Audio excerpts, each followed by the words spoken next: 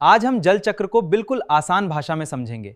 कैसे सूरज की गर्मी से वाष्पीकरण होता है और यही जलवाष्प ऊपर उठकर बादल बनते हैं। ये प्रक्रिया अत्यंत महत्वपूर्ण है। हम सब ने बचपन से ही बारिश के दिनों में वर्षा का आनंद लिया है।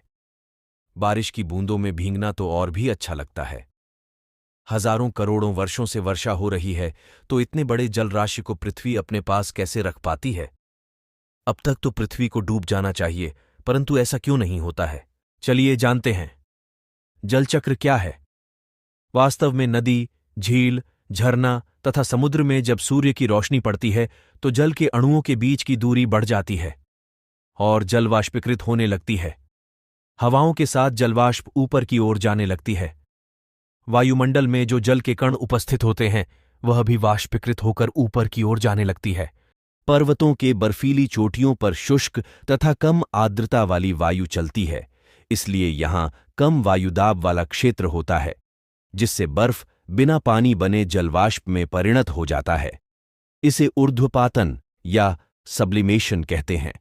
पृथ्वी के अलग अलग भाग से जब जलवाष्प ऊंचाई पर पहुंचती है, तब कम तापमान के कारण वायुमंडल में जमा हुआ जलवाष्प अंततः ठंडा हो जाता है।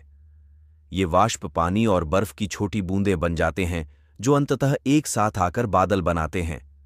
0 डिग्री सेंटीग्रेड से ऊपर वाष्प संघनित होकर पानी की बूंदों में बदल जाएगी। हालांकि यह धूल या अन्य अशुद्धियों के बिना संघनित नहीं हो सकता, इसलिए जलवाष्प कण की सतह पर चिपक जाती है। जब पर्याप्त बूंदें विलीन हो जाती हैं, तो यह बादलों से निकलकर नीचे जमीन पर गिरती हैं। इस प्रक्रिया को अवक्षेपण या वर्षा कहा जाता है। विशेष रूप से ठंडे मौसम या बेहद कम हवा के दबाव में पानी की बूंदें जम जाती हैं और बर्फ या ओलों के रूप में गिरती हैं। यह जलचक्र हमेशा ऐसे ही चलते रहता है।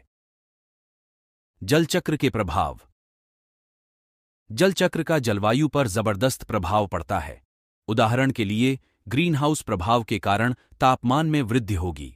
जलचक्र के वाष्पीकरणीय शीतलन प्रभाव के बिना पृथ्वी पर तापमान में भारी वृद्धि होगी। जलचक्र अन्य जैव भू रासायनिक चक्रों का भी एक अभिन्न अंग है। जलचक्र पृथ्वी पर सभी जीवन प्रक्रियाओं को प्रभावित करता है। जलचक्र को स्वच्छ वायु के रूप में भी जाना जाता है।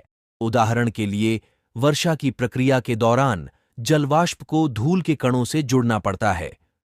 प्रदूषित शहरों में बारिश की बूंदें धूल उठाने के अलावा बादलों से गिरते समय पानी में घुलनशील गैस और प्रदूषक भी उठाती हैं। बारिश की बूंदें बैक्टीरिया और औद्योगिक कालिक के कणों और धुएं जैसे जैविक एजेंटों को लेने के लिए भी जानी जाती हैं। इस वीडियो से आपको कुछ नया सीखने को मिला हो तो चैनल को सब्सक्राइब करें, लाइक, शेयर, कमेंट करें। धन्यवाद।